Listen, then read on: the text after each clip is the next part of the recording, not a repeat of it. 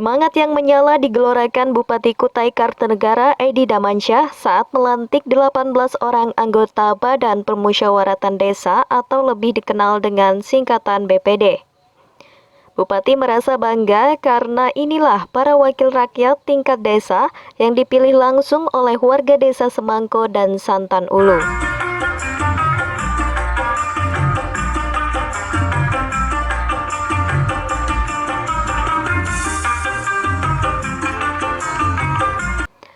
Prosesi pelantikan berlangsung sederhana di Gedung Balai Pertemuan Umum Kecamatan Marangkayu.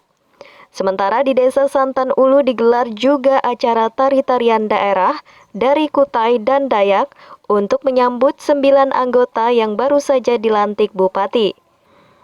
Terlihat hadir masyarakat desa serta unsur pejabat desa, tokoh agama serta Wakil Ketua DPRD Kukar Siswo Cahyono. Dari pemilihan BPD ini secara langsung kami kira lebih berpotensi masyarakat dengan keterwakilannya, dan kedua kalinya untuk kedepannya bersinergi dengan pemerintah desa dan juga masyarakat terutama, dan juga bisa mengupayakan kebersamaan kepada orang tua kita yang ada di kabupaten maupun provinsi. Sebanyak 18 anggota BPD mengucapkan sumpah janji yang dipimpin oleh Bupati Edi Damansyah. Masing-masing adalah 9 anggota BPD untuk Desa Semangko dan 9 orang lainnya anggota BPD Desa Santan Ulu.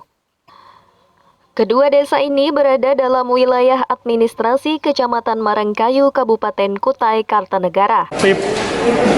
Karena peluang di desa ini sangat besar yang selama ini belum terkelola. Jadi saya berharap ini 2021-2027 periodenya harus ada lompatan perubahan, terutama mengelola potensi desa. Itu tadi contoh misalkan di Muara Badak Ulu itu sudah ada BPD-nya, BUMDes-nya mengelola lidi sawit sama lidi nipah dan kayu halaban. Ini sudah diekspor ke Kanada, Cina. Itu kebutuhannya besar, makanya ini potensi yang memang harus dikelola. Karena ini usahanya kontinuitas karena potensi bahan bakunya besar dan multiplayernya untuk tenaga kerja setempat sangat besar. Jadi ibu-ibu yang di lingkungan desa RT itu nanti bisa dilibatkan. Ini yang saya minta dulu dilakukan dengan baik. Karena Muara Badak Ulu sudah berhasil dan sudah 2 kali ekspornya. Ini kan sangat dekat belajarnya ke sana. Sejumlah harapan terlontar baik dari Bupati Kukar Edi Damansyah maupun Wakil Ketua DPRD Siswo Cahyono. Terutama agar mereka yang terpilih oleh rakyat bisa memberikan kontribusinya secara maksimal, bersinergi dengan kepala desa dalam membangun desanya. Jadi kami melihat bahwa proses pemilihan anggota BPD di Santan Ulu ini bisa menjadi acuan atau percontohan di beberapa desa yang lain. Kalau kita melihat dalam prosesnya pemilihan, biasanya memang itu urun rembuk saja, musyawarah si A si B. Nah, seperti kita lihat sebelum pemilihan di kanan kiri di sini banyak sudah baliho-baliho. Nah, seperti pemilihan legislatif kan, gambar-gambar mereka di situ itu menunjukkan bahwa proses di sini demokrasinya itu berjalan. Nah, tetapi ya tanpa juga mengesampingkan kerukunan dan keharmonisan yang ada. Nah, buktinya walaupun proses pemilihan secara demokrasi, setelah proses pemilihan ya kondusif saja situasi di sini. Semua bisa menerima gitu loh. Tidak ada lagi ini kubu A, kubu B, kubu C. Nah, itu yang kita melihatnya. Badan Permusyawaratan Desa adalah lembaga setara legislatif seperti DPR dan DPRD. Hanya saja BPD berada di level desa, di mana 3 tugas fungsinya juga sama, yakni menyangkut perencanaan keuangan desa, merancang dan membuat peraturan desa, serta melakukan pengawasan terhadap kinerja kepala desa. Terus harapannya Pak kalau kepada BPD yang terpilih ini secara program pembangunannya, apalagi harapan ini pemilihan?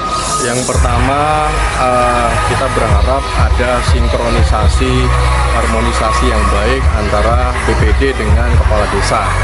Nah, supaya semua program-program kepala desa itu juga bisa berjalan dengan baik.